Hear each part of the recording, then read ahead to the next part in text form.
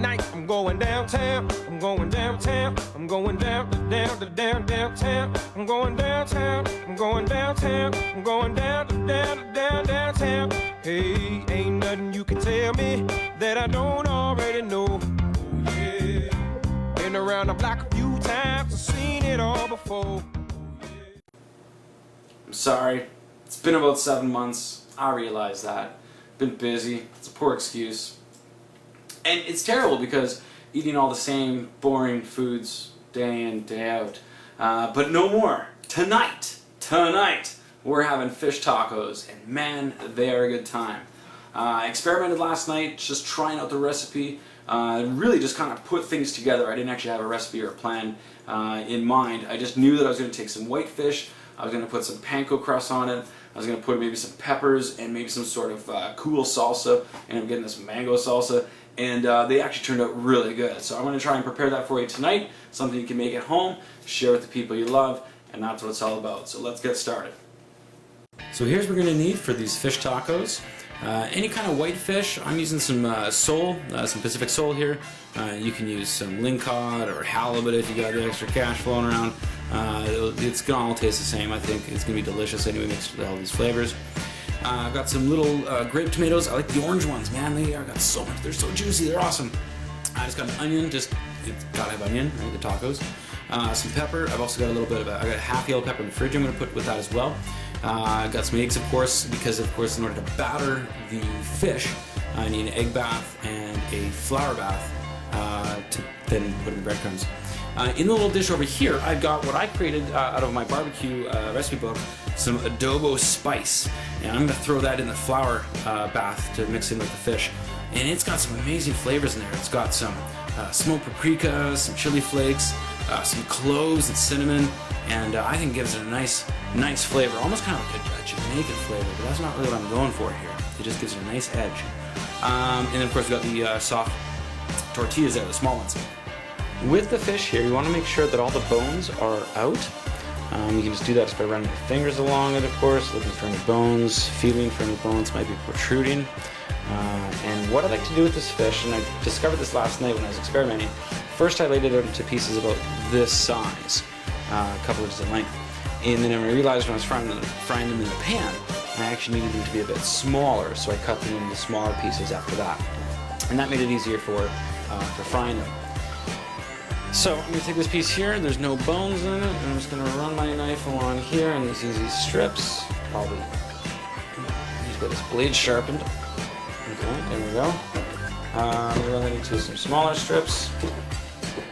There we go. So there we go. I got my fish all ready to go, and bring it over to my egg bath. So here I have my flour, egg bath, and my panko crumbs. I also have that adobo spice mix that I was talking about that I made from the recipe. I'll post that up later if you want it. So what I'm going to do is I'm going to take a pinch of this, and who am I kidding? I'm going to put a few pinches of that in there. Give it some nice flavor. And I'm going to mix that into my flour nicely, just give it a good stir around.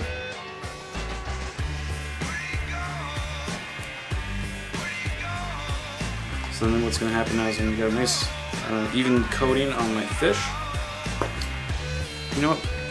One more, just for 2 more. Alright, who am I kidding?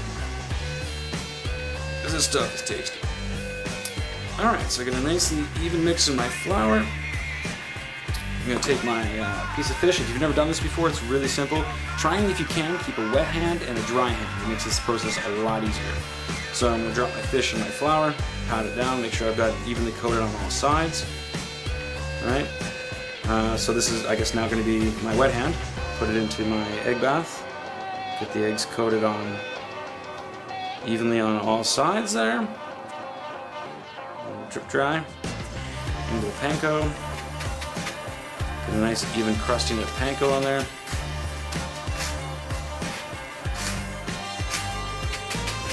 I press down with my knuckles, get it right in there. And there we go. So I'm going to do that with all the fish, and then I'm going to chop up my veggies. We're going to throw in the pan and get this thing going.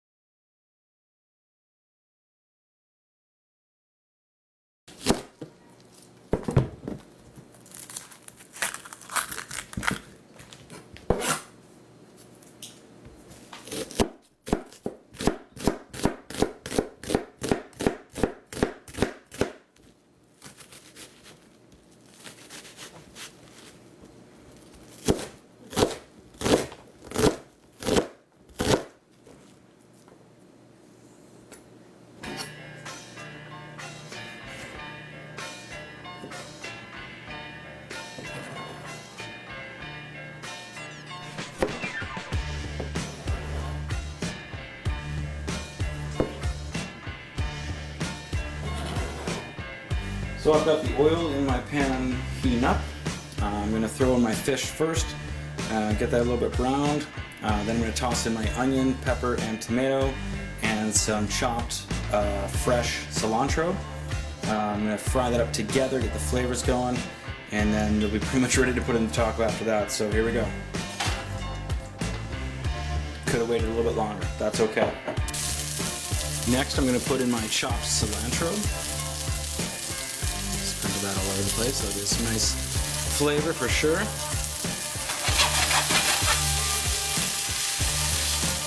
A little bit late, but I'm going to add my veg, onion and peppers and tomato.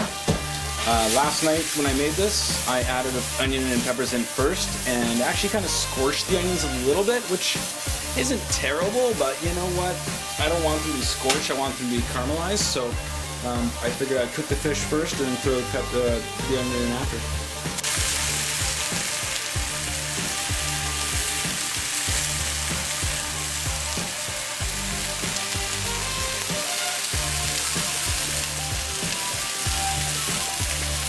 Okay, so the tacos are done, I got the fish cooked, the peppers are nice and soft, the onions caramelized. I just chopped up some fresh green onion, which I'm going to sprinkle on top. And we got my mango salsa that I bought. I know, it's terrible, but it's Newman's Own. All proceeds go to charity, and it is a delicious salsa. Surprised the heck out of me. Some sour cream, put that together in a small tortilla shell, and Bob's your uncle. So here we go, another episode of Cooking with Brother. Thanks for watching, and stay tuned. I got some more flavors coming that are just wild this summer. Thanks a lot.